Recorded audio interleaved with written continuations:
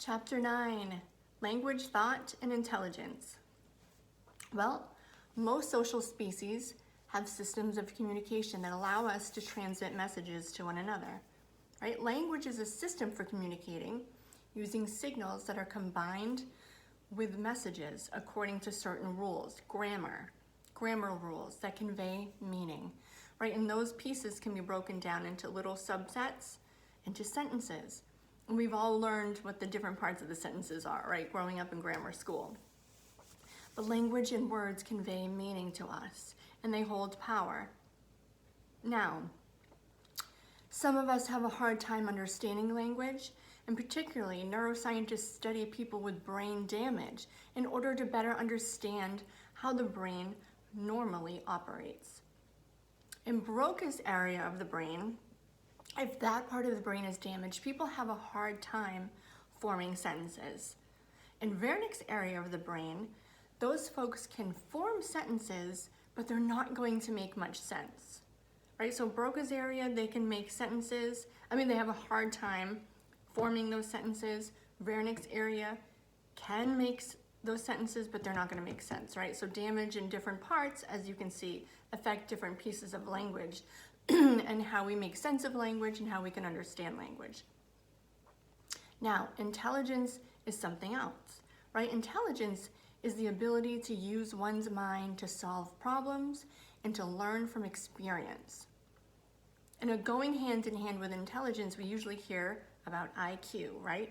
IQ is a number. It's a statistical number that we get when we divide an adult's test score by the average adult's test score, and then we multiply that number by 100.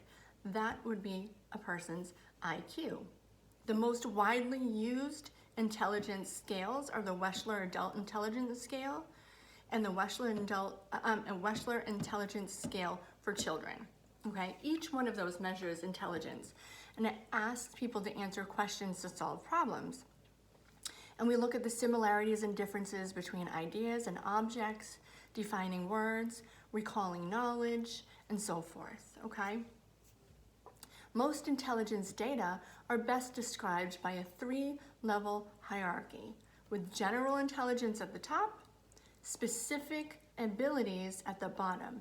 And then in the middle, there's a little bit of both in the middle there, where there's intelligence, general intelligence, these particular abilities that some folks might have, and many of us fall within that middle range, right?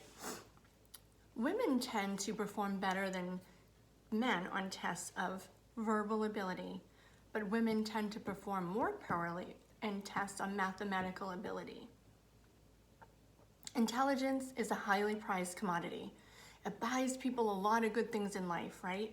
So when you're out there and you're working with your intelligent brain, right, it can often bring you higher paying jobs, it can get you higher education, healthy diet, and influences intelligence.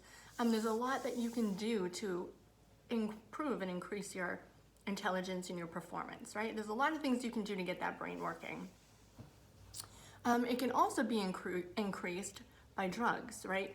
Beneficial drugs. And there's little doubt that in the near future, it'll be increased by even more powerful technologies. Look at what we got out there at our hands today. So as an overview, right, intelligence and language go hand in hand. Language is our ability to use words to communicate with others. Intelligence is a statistical number, right, that we get when we use statistical measures to measure someone's performance. Get on there again, get on and read the chapters, look at the videos, and let's jump on that discussion board and get going. Okay, I'll see you next time. Take care.